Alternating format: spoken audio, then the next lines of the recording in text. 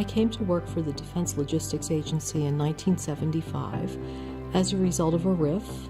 I originally worked for the Marine Corps in Philadelphia, and after being there about 3 weeks, I was given a RIF notice, which I found very unusual, but it happened nonetheless. Because of the RIF, I came in as a GS2. And so I came to DLA as a clerk typist. And the first job was typing, shipping labels, and what was then referred to as a cutting report, which was this huge matrix that you had to be able to line it all up on a typewriter and go to the end of the column and backspace for the number of numbers. And then if you made a mistake, it was mimeograph paper. I was usually in a contracting office, and so you needed an adding machine to do your job. A lot of noise. A lot of cigarette smoke.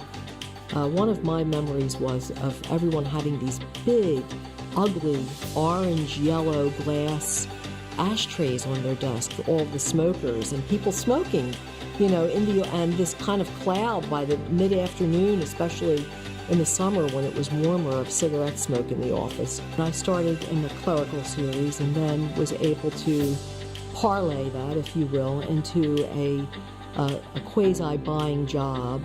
And then I applied for a 9/11 and went to work in the DISM's project office, and that was something that was not an experience I had had previously. It was working on the first big database system in the Department of Defense, and it was going to be for the Class 1 subsistence food area.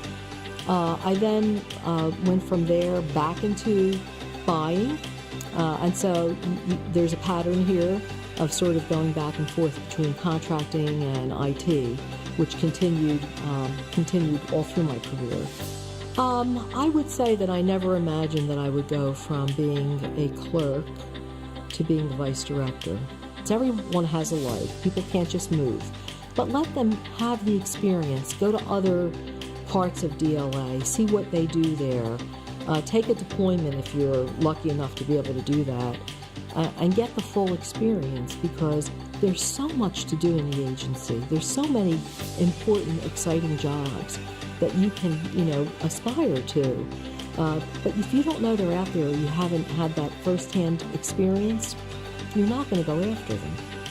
And I think that if there was any secret sauce to what made me successful, it was that people were willing to sit down desk side and actually show me how to do things, which I hope we're still doing today.